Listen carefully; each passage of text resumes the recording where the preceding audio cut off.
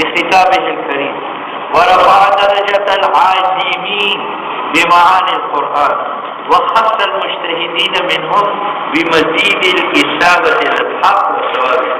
والصلاة على النبي وأصحابه والسلام على أبي حنيفة وأحبابه وبعد.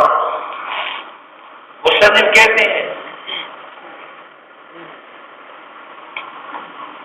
کہ فقہ کی دلائل چار: کتاب، سنت، اجماع اور قیاس.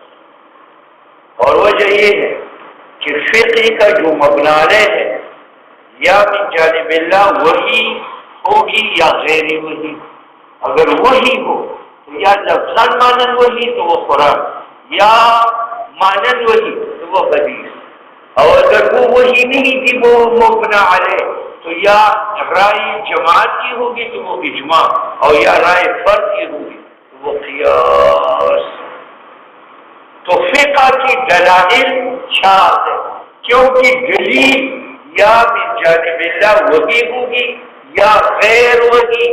اگر من جانب اللہ کی اور وحی کی شکل میں تھی تو پھر خالی نہیں ہے، یا لفظاً و مانن وحی وہ قرآن، یا مانن فقط وحی الفاظ حضور کے وہ احادیث. اور اگر دلیل وحی کی شکل میں نہیں تھی بلکہ رائے کا نام تھا تو پھر یا جماعت کی رائے ہوگی اس کا نام ہے اجماع، اور یا فرد کی رائے ہوگی اس کا نام کیا ہے؟ قیاس. وَبَعْضُ فَإِنَّ أَدِلَّةِ الْفِقْهِ أَرْبَعَةٌ. ادلہ فقہ کی چار ہے: کتاب اللہ تعالیٰ ایک، وسنت رسولہ صلی اللہ علیہ وسلم دو، واجماع الامت تین، والقیاس. فلا بد، ہمارے لیے ضروری ہے بحث کرنی فی کل واحد من هذه الاقسام، ہر قسم میں ان اقسام اربعہ سے لیعلم بذلک، تخریج الاحکام، احکام نکالنے اور معلوم کرنے کا. الفصل الاول فی کتاب اللہ تعالی.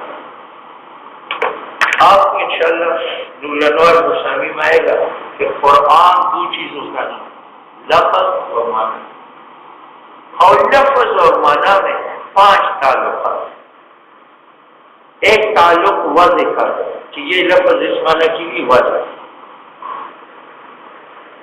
ٹھیک ہے. ایک تعلق استعمال کا کہ یہ لفظ اس معنی میں مستعمل. تیسرا تعلق ہے ظہور کا کہ یہ معنی اس لفظ سے ظاہر ہے. چوتھا تعلق ہے خفا کا کہ اس لفظ کی دلالت اس معنی پر خفی ہے، یہ معنی مخفی ہے اس لفظ. چوتھا تعلق ہے دلالت کا. کتنے؟ 5. قرآن نام ہے لفظ اور معنی کا، اور لفظ اور معنی کے اندر 5 تعلقات ہیں.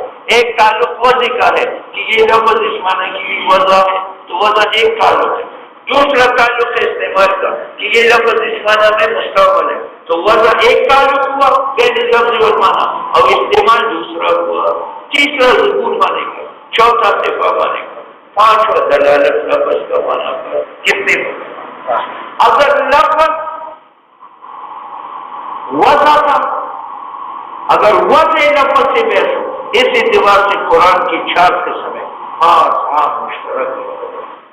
اگر استعمال کے لحاظ سے بحث تھا اس اعتبار سے بھی 4 قسم ہے، حقیقت، مجاز، صریح، کنایہ. اگر ظہور کے لحاظ سے تھا اس اعتبار سے بھی 4 قسم ہے، ظاہر، ناس، مفسر، محکم. اگر خفا کے اعتبار سے بات تھا اس اعتبار سے بھی 4 ہے، خفی، مشکل، مجمل، متشابہ.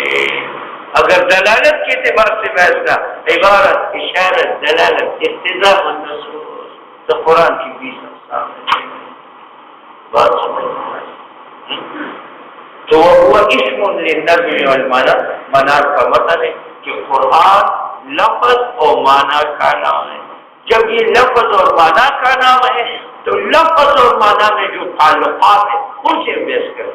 اور وہ تعلقات ہیں 5 شیر. ایک شیر وضع کا ہے، ایک استعمال کا ہے، ایک ظہور کا ہے، ایک خفا کا ہے، اور ایک دلالت کا ہے. اگر ہم لفظ اور معنی کی وضع کی حیثیت سے بحث کریں تو لفظ اور معنی کی 4 قسم نکل آئے گی: خاص، عام، مشترک، مقبول. اور اگر ہم بحث کریں گے لفظ اور معنی کی استعمال سے تو 4 قسم ملیں گے، حقیقت، مجاز، ظریف، کنائی۔ اور اگر ہم بحث کریں گے ظہور معنی سے تو 4 قسم ملیں گے، ظاہر، ناس، مفسر، محکم۔ اور اگر خفا سے بحث کریں گے تو 4 قسم ملیں گے، خفی، مشکل، مجمل، متشابہ۔ ٹھیک ہے یا نہیں ہے؟ اور اگر دلالت سے بحث کریں گے تو عبارت الناس، اشارت الناس، دلالت الناس، اقتضاء الناس۔ بس قرآن کی یہ 20 اقسام ہیں، اس کو بیان کر کے اس کے بعد باب سنت۔ ٹھیک ہے، سنت کی بحث میں آپ کو بتا دے گا کہ ایک مسند ہے، ایک مرسل ہے۔ مسند تو پھر آپ کو بتائے گا ایک متواتر ہے، ایک مشہور ہے، ایک عزیز ہے اور ایک غریب ہے۔ یہ ختم کر کے کہے گا الاجماع۔ اجماع میں بعض لوگ کہتے ہیں کہ اجماع صحابہ کا معتبر ہے، لیکن کہتے ہیں کہ صحابہ میں اجماع منحصر نہیں۔ بعض کہتے ہیں اہل بیت کا اجماع معتبر ہے، لیکن یہ انحصار بھی صحیح نہیں۔ بعض کہتے ہیں اہل مدینہ کا اجماع ہے، یہ کہتے ہیں یہ بھی درست نہیں، بلکہ کہتے ہیں اجماع ہو کل عصر۔ اجماع سے فارغ ہونے کے بعد دار کیا جائے۔ ٹھیک ہے،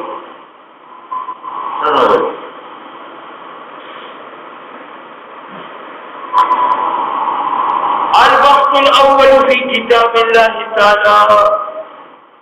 کتاب اللہ نام ہے لفظ اور معنی کا، اور لفظ اور معنی میں کتنے روابط ہیں؟ 5۔ دلالت کا، خفا کا، ظہور کا، استعمال کا، وضع کا۔ اس کو کہتے ہیں مضمون، اول سے پکڑو تب بھی ملا سکتا ہے، آخر سے پکڑو زیادہ مضمون، اول تک درمیان سے پکڑو، ایک ادھر گنا ایک ادھر گنا، اس کو تو قرآن نام ہے لفظ اور معنی کا، اور لفظ اور معنی میں 5 روابط ہیں۔ ایک رابطہ ہے دلالت، ایک ہے خفا، ایک ہے ظہور، ایک ہے استعمال، ایک ہے وضع۔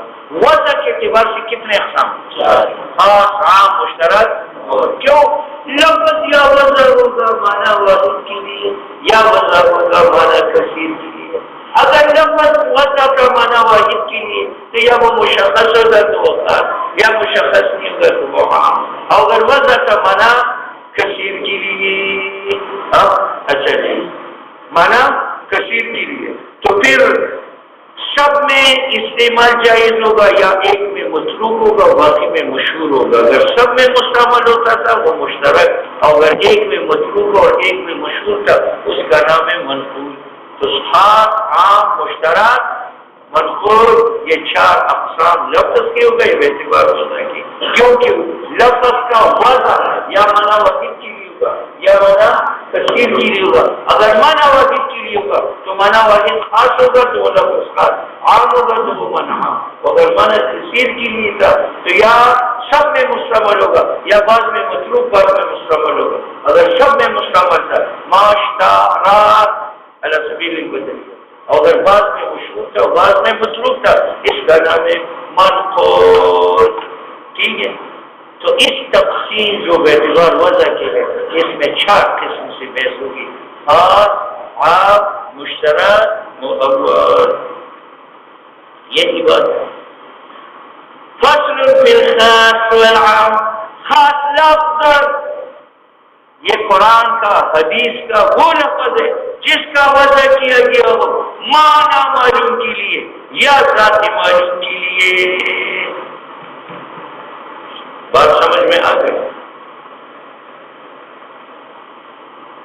خاص 2 قسم کا ہے، ایک خاص ہے اعراض میں، ایک خاص ہے جواہر میں۔ خاص اعراض میں جیسے علم وضع ہے خاص معنی کے لیے۔ خاص معنی کیا ہے؟ ما بعلم انکشاف، ما بالعقل تو نہیں ہے، ما بالنوم تو نہیں ہے، ما بالصحت نہیں ہے، بلکہ یہ وضع ایک خاص معنی کے لیے ما بالانکشاف، اور یہ معنی ہے۔ اور معنی اعراض میں سے ہے یا جواہر میں؟ تو یہ خاص عرضی کی تعریف ہے، وہ زیادہ معنی معلوم۔ اور کبھی کبھی خاص جواہر میں ہوتا ہے. جس طرح عنایت ایک لفظ ہے اور خاص ہے کیونکہ اس کا موضوع لہو معلوم ہے اور وہ موضوع لہو جوہر ہے یا حالت جوہر، اس لیے کہتے ہیں اور عالمہ مسمى معلوم. بات سمجھ میں آ رہی؟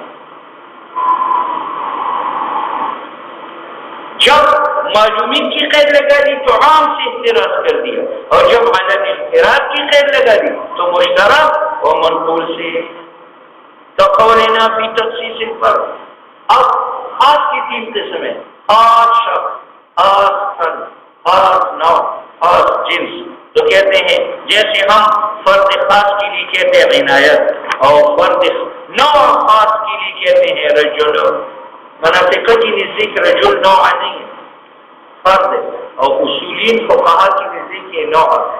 اور وجہ یہ کہ نوع اس کو کہتے ہیں مناطق کے نزدیک جو ایسے افراد کا حمل ہو، جو جنس مناطق کے نزدیک اس حقیقت کو کہتے ہیں جو ایسے افراد کا حمل ہو جن کے عقائد مختلف ہو. جیسے حیوان یہ محمول ہے انسان اور فرس پر، اور ان کے عقائد مختلف ہیں، اور ان کی نزدیک اصولین کی نزدیک جنس اس کو کہتے ہیں جو ایسے افراد پر حمل ہو جو مختلف الاقرار. اب انسان محمول ہے رجل و مرأہ پر، اور رجل و مرأہ اگرچہ مختلف بالحقیقت نہیں ہے لیکن مختلف بالاغراض، ایک فاعل ایک مفعول ہے. اس لیے رجل کو وہ نوع کہتے ہیں. ٹھیک ہے یا نہیں ہے؟ اور تخصیص الجنس میں انسان جنس ہے کیونکہ یہ کلی مفعول علی کثیرین مختلفین بالاغراض بالحقائق نہ بالاغراض. اور ہر وہ لفظ ہے ینتظم جمع من الافراد جو شامل ہو کئی افراد کو. یہ شمولیہ لفظن ہوگا جیسے مسلمون تو سب پر ایک لفظ بولا جاتا ہے، یا مشرکون کفار سب پر مشرکون بولا جاتا ہے. وَإِمَّا مَانًا یا لفظن نہیں ہوگا مانن ہوگا، جیسے من تو من کا لفظ مفرد ہے لیکن مانن سب کو شامل ہے. اور ماں یہ بات ہے. خاص اعراض کی بھی تعریف کی کہ ما وضع لمعنی معلوم ہے، اور خاص جوہری کی بھی تعریف کی کہ ما وضع لمسمى معلوم ہے نا. اور ان کی مثالیں بھی دے دی کہ خاصی فردی زید ہے، خاصی نوعی رجل ہے، خاصی جنسی انسان ہے. اب اس کا حکم بیان کرتے کہتے ہیں کہ لفظ خاص جب کسی حکم کے لیے نازل ہو جائے تو وہ حکم مستحب نہیں ہوگا، مسنون نہیں ہوگا، واجب نہیں ہوگا، بلکہ فرض ہوگا. خاص اپنے حکم میں قطعی، خاص اپنے حکم میں قطعی ہے. حکم خاص کا من الکتاب جب قرآن میں وہ خاص کا لفظ ہو، وجوب العمل کہ فرض ہے عمل اس پر لا محالہ ہر حال میں. اور جب یہ خاص قرآن کا قطعی ہے فَإِنْ قَابَلَهُ خبر الواحد، اگر خاص قرآنی کے مقابل میں حدیث واحد آ جائے یا قیاس آ جائے تو اگر جمع ممکن تھا بغیر اس کی کہ تغییر آ جائے حکم قرآن میں یعمل بہما، قرآن دونوں پر عمل کیا جائے گا. وَإِلَّا اگر جمع ممکن نہیں تھا یعمل بالکتاب، کتاب پر عمل کیا جائے گا. وَيُتْرَكْ مَا يُقَابِلُهُ اور چھوڑ دی جائے گی وہ حدیث و قیاس اس کے مقابلے میں. جیسے یتربصن بانفسہن ثلاثۃ قروء. دیکھو بھائی اس مسئلہ میں اختلاف کہ حضرت سے اپنی بیوی کو طلاق دے تو اب وہ عدت گزاری، عدت کی مدت کتنی ہے؟ تو قرآن نے بتایا ثلاثۃ قروء، 3 قروء. اب قروء جمع ہے قرء کا، اور قرء کا اطلاق ایام غم پر بھی آتا ہے، ایام حیض پر اور طہر پر بھی ہوتا ہے. تو یہاں مراد قروء سے کیا ہے؟ امام شافعی فرماتے ہیں مراد اطہار ہے. تو مطلقہ عورت 3 طہر نکالے گی تب عدت ختم. امام سے فرماتے ہیں کہ نہیں 3 دم گزارے عدت بالاحیاز ہے. دلیل یہ کہ یہاں ثلاثۃ کا لفظ ہے اور ثلاثۃ خاص ہے. یہ 4 پر نہیں بولا جاتا، 2 پر نہیں بولا جاتا، بلکہ یہ بولا جاتا ہے اس حدث پر جو 2 سے اوپر ہو اور 4 سے نیچے ہو. تو یہ خاص ہوا یا عام؟ اب انہیں سے بھی اس کی خصوصیت پر عمل تب ممکن ہوگا کہ خروج سے مراد حیض لیا جائے. کیوں؟ طلاق کی شرعی طہر میں ہے، تو جب اس طہر میں طلاق پڑے گی تو اس کے بعد جو حیض آئے گا ایک، پھر طہر گزر جائے گی، پھر حیض آئے گا، تو پھر طہر گزر جائے گا، پھر حیض آئے گا. تو ثلاثتن کا مصداق پورا ہوا. اور اگر ہم امام شافعی کا مذہب لے لیں کہ یہاں خروج سے مراد کیا لیا جائے اطہار، تو طلاق شرعی تو طہر میں ہے، تو اس طہر کی وسط میں جب طلاق ہو جائے تو اب وہ 3 طہر گزارے گی. تو جس طہر میں طلاق دی ہے یا اس کا حساب عدت میں ہوگا یا نہیں؟ اگر حساب ہوگا تو آدھا طہر یہ، پھر یہ حیض گزرے گا، پھر یہ طہر، پھر یہ حیض گزرے گا، پھر یہ طہر. تو ایک طہر یہ، ایک یہ اور نصف یہ، تو کتنی بنی؟ 2.5. اور قرآن نے بتایا تھا ثلاثہ. اگر اس کا حساب نہیں کرتا تو اس کے علاوہ 3 اطہار گزاریں گے تو کتنے ہو گئے؟ 3.5. اور قرآن نے کہا ثلاثتن، اور ثلاثتن میں ترمیم و اضافہ نہیں ہے. ثلاثی مجرد ہمیشہ ثلاثی مجرد رہتے ہیں. اس سے پوچھ لو کیا نام ہے لگا افلا، اس پر مولا کا فضل ہو چکا. دیکھو سنو، مثالہ یتربصن بانفسہن ثلاثۃ قروء. لفظ ثلاثۃ خاص ہے عدد معلوم میں جو 2 سے اوپر اور 4 سے نیچے ہیں، تو اس پر عمل واجب ہے. ولو من الاقراء للأطهار، یہاں اگر اقراء سے مراد اطہار لیا جائے جیسے سید امام شافعی نے ذکر کیا ہے اور وہ دلیل بھی پیش کرتا ہے. دیکھو قروء بمانا حیض کی مؤنث ہے اور قروء بمانا طہر کی مذکر ہے، اور 3 سے لے کر 9 تک اور 10 تک عدد خلاف قیاس آتا ہے. موجود اگر مذکر ہے تو عدد مؤنث ہے، اور موجود مؤنث ہے تو عدد مذکر ہے. جاءت بھی ثلاثۃ رجال، رجال مذکر ہے تو ثلاثۃ مؤنث ہے، اور جاءت بھی ثلاث نسوۃ، نسوۃ مؤنث ہے تو ثلاثہ مذکر. اب یہاں ثلاثۃ عدد مؤنث آیا ہے، معلوم ہے کہ اس کی تمیز جو اقراء ہے وہ بمعنی اطہار مذکر کے ہیں. اگر یہ بمعنی احیاء کے ہیں تو احیاء جمع حیض کے ہیں، اور حیض مؤنث سماعی ہے، تو پھر کیا آنا چاہیے؟ ثلاثہ قروء. اور کیا آیا ہے ثلاثہ بیعتبار کہ طہر مذکر ہے دون الحیض، اور جب مذکر ہے اور دلیل تو مراد جو ہے وہ اطہار ہے، اور دلیل تانیث عدد کی ہے. اور قد ورد الکتاب، قرآن میں تو آیا ہے لفظ تانیث کا، تو یہ دلالت کرتا ہے کہ یہ قروء جمع مذکر کا ہے وہ طہر. تو اگر ہم امام شافعی کی یہ دلیل مان کر قروء سے طہر لے لیں تو لازم آتا ہے ترک عمل میں ازلخات ثلاثۃ پر.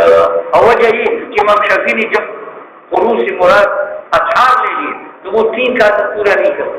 جس طہر میں طلاق دی ہے اگر عدت میں گنتا ہے تو 2.5 بن گئے، اور اگر نہیں گنتے اس کے علاوہ 3 گزارتے ہیں تو 3.5 بنتے ہیں. الگ کے ثلاثۃ خاص ہے فیما فوق الاثنین وما تحت الاربعہ.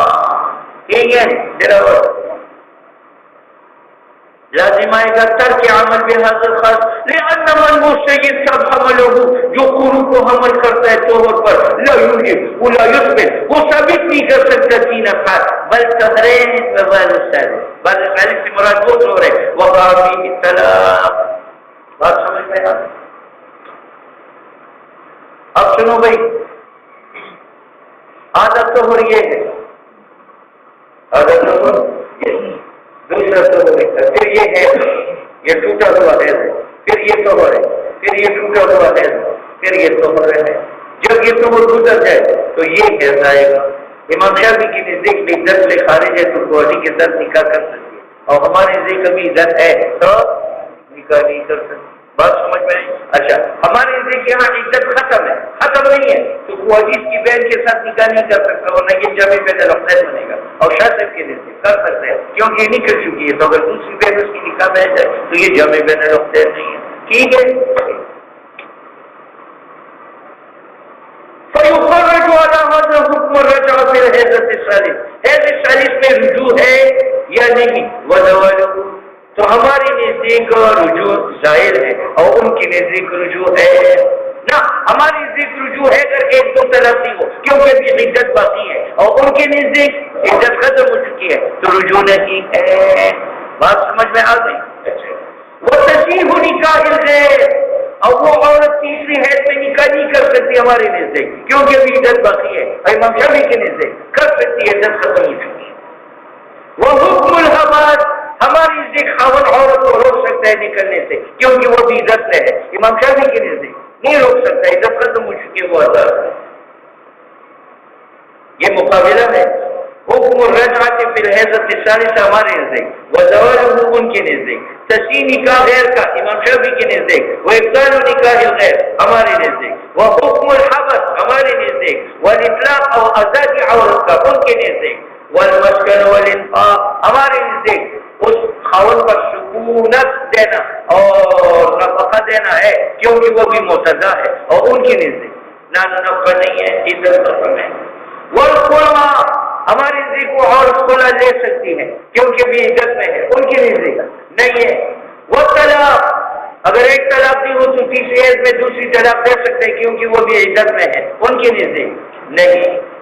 وہ تزوج الزوج بأخی اختها اور سابق شوہر امام شافعی کی نزدیک اس متعلقہ کی بہن کے ساتھ نکاح کر سکتا ہے کیونکہ یہ عدت سے نکل چکی ہے تو اگر اس کی بہن کے ساتھ کرے تو وہ جامع بین الاختین نہیں ہے. اور ہمارے نزدیک بالکل نہیں کر سکتا کیونکہ وہ بھی عدت میں ہے تو اگر اس کی بہن سے بھی نکاح کرے تو یہ جامع بین الاختین. صورت سمجھ میں؟ وہ اربعین سواہا ہماری نزدیک تیسری حیض میں یہ 4 عورتوں کے ساتھ نکاح نہیں کر سکتی کیونکہ وہ پہلی بھی ہے تو اگر 4 یہ ہو جائے تو کتنے کو، حالانکہ 4 سے زائد کے ساتھ جائز نہیں ہے. اور امام شافعی کی نزدیک کر سکتا ہے ایسے سالس میں کیونکہ اس کی عدت ختم ہو چکی ہے تو اگر یہ 4 کے ساتھ نکاح کرے تو 4 کی 4 ہوں گے تو 5 نہیں بنتے. واقعہ من میراث تیسری حیض میں اگر خاوند مر جائے یا بیوی مر جائے تو ہماری نزدیک کا ذمہ دوسرے کا وارث ہے اور شاطر کے نزدیک نہیں ہے. اس کے علاوہ مسائل وَكَذَلِكَ قَوْلُ تَعَالَى قَدْ عَلِمْنَا مَا فَرَضْنَا عَلَيْهِمْ فِي أَزْوَاجِهِمْ خَاصٌ فِي تَقْدِيرِ الشَّرْعِ فَلَا يُتْرَكُ الْعَمَلُ بِهِ بِاعْتِبَارِ أَنَّهُ عَقْدٌ مَالِيٌّ فَيُعْتَبَرُ بِالْعُقُودِ الْمَالِيَّةِ.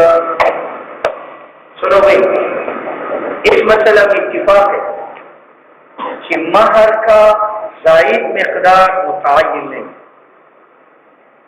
مہر اس نے اپنی بیوی کا 100 مقرر کیا، اس نے لاکھ مقرر کیا، اس نے کروڑ مقرر کیا، اس نے ارب مقرر کیا. جانبی زیادت میں مہر محدود متعین ہے جتنی کوئی زیادت ہے، لیکن اقل مقدار میں اختلاف ہے کہ اقل مقدار متعین ہے یا نہیں. تو ہماری نزدیک اقل مقدار ہے کہ 10 روپے سے کم مہر نہیں ہے. 10 روپے سے ایک تو حدیث ہے لا مہر اقل من 10 دراہم. دوسرا یہ ہے کہ مہر 10 روپے سے کم اس لیے نہیں ہے کہ چور کا ہاتھ کب کٹ جاتا ہے جبکہ وہ 10 روپے کی چوری کرے.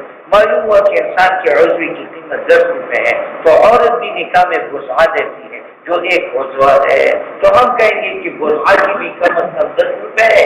قیاس ید پر تو ید مقیس عملے اور باب صرفہ میں اور بسعہ مقیس علت جامعہ دونوں کے درمیان کانہما عضو من الانسان حکم وجوب اشرکا.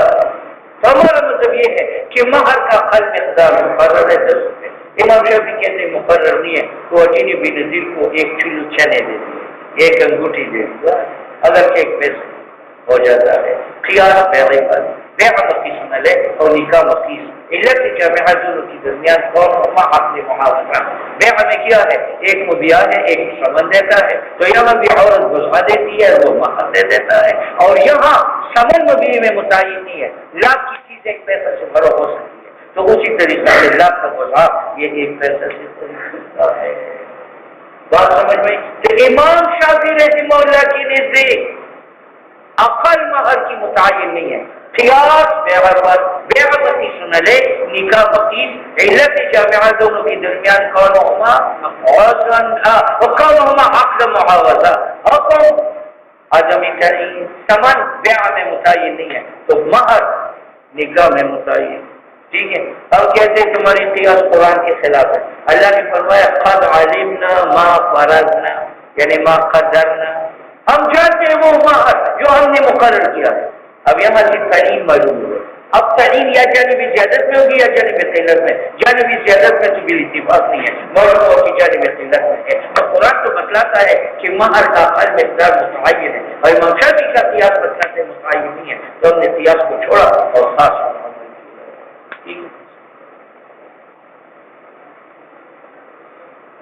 وَكَذَلِكَ قَدْ عَلِمْنَا مَا فَرَضْنَا، یہ فرضنا لفظ خاص یہ فرضنا خاص ہے پھر تقدیری شرعی تعینی شرعی میں مہر کے لیے فلا یترک العمل، ہم پس نہیں چھوڑا جائے گا عمل اس قرآن پر اس قیاس کی وجہ سے کہ نکاح ایک عقدی مالی ہے، وہ یعتبر اس کا قیاس کیا جائے گا عقود مالیہ پر، یہ بیع ہے تو بیع مقیس نہ لے، نکاح مقیس، علت جمع دونوں کے درمیان عقد و مالین حق تفویض الارائے زوجین، جیسے وہاں سمن مقوت سے الارائے بائی والمشتری فیقونو پس تقدیر مہر کی موقول مقوت ہوگی الارائے زوجین کما ذکرہ السید شابیر مولا۔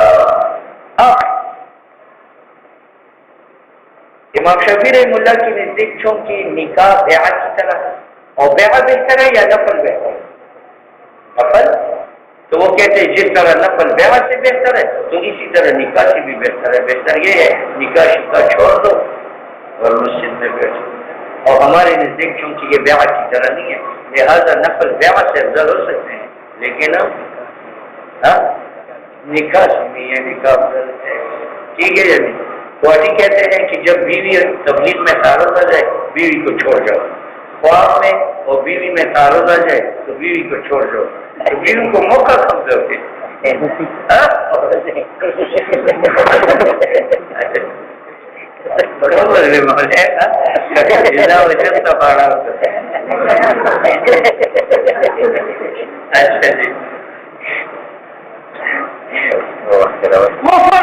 اور کیونکہ امام شافعی نے نکاح کو بیع قرار دیا تو اس نے تفریح کی کہ ان تخلیل نفل العبادت افضل، خلوت میں بیٹھنا نفل عبادت کے لیے افضل ہے من الاستغلال من نکاح، ٹھیک ہے۔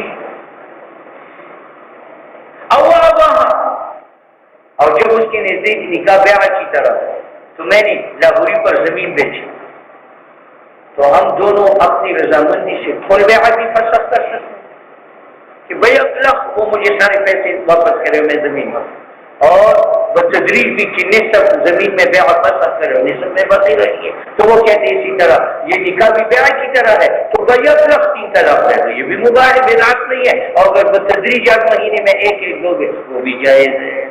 اور اس نے بغیر کراہت کی مباح کیا ابطال نکاح کا بالطلاق کیسے شاقت طور من جمعین و تفریقنا، اور اس نے مباح کرا دیے ارسال ثلاثہ کا جمعہ واحدتا، بات سمجھ میں، وجعل عقد النکاح قابلا للفسخ بالخلع۔ دیکھو اس مسئلہ میں اختلاف کہ اس نے بھی نظیر سے نکاح کو 1 لاکھ روپے اور بعد میں اس نے اس کے ساتھ خلا کیا کہ اپنا مہر واپس لے لو مجھے فارغ کر دو، اس نے لے لی تو نفس خلا سے فسخ ہوتا ہے یا قاضی فسخ کرے؟ تو امام شافعی فرماتے ہیں نفس خلا سے فسخ ہوگا کیونکہ یہ خلا بیع ہے، اور بیع میں اگر مشتری مبیعہ لوٹا دے اور بائی جو ہے سمن لوٹا دے تو قضاء قاضی کی ضرورت ہے یا بیع فسخ؟ تو یہاں بھی جب عورت مہر لوٹائے گی اور یہ بدعا لوٹا دے تو نکاح فسخ ہوگا، قضاء قاضی کی ضرورت نہیں، ٹھیک ہے۔ اور ہمارے نزدیک چونکہ یہ بیع نہیں ہے لہذا اگر یہاں خلا بھی ہو جائے وہ مال لوٹا دے یہ بدعا لوٹا دے تو قاضی کی قضا کی ضرورت ہے، اور اس نے اپنی نکاح کو قابل للفسخ ٹھہرایا بالخلع، قضا قاضی کی ضرورت نہیں۔ وکذالک قوله تعالی حتی تنکح زوجا غیرہ، کیا اصل وہی ہے کہ جو لفظ خاص قرآن میں واضح وہ قطعی، اس کے مقابل میں نہ حدیث قابل عمل ہے نہ قیاس قابل عمل۔ اب اس مسئلہ میں اختلاف ہے کہ عورت خود عقد نکاح کر سکتی یا ایک عورت دوسری عورت کی عقد نکاح کا وکیل بن سکتی ہے یا نہیں؟ تو سید امام شافعی فرماتے نہیں بن سکتی کیونکہ حدیث مبارک میں آیا ہے ایما امرأۃ نکحت بغیر اذن ولیہا فنکاحها باطل باطل باطل، عائشہ صدیقہ کی معلوم ہوا کہ عورت نہ اپنا نکاح کر سکتی ہے نہ کسی عورت کے لیے وکالت کر. ہمارا مذہب یہ ہے کہ کر سکتی. کیوں؟ قرآن میں آیا ہے کہ اگر یہ اس بیوی کو طلاق دے دے فلا تحل له، یہ عورت اس کے لیے حلال نہیں ہے حتی تنکح زوجا، تو تنکح فعل ہے اور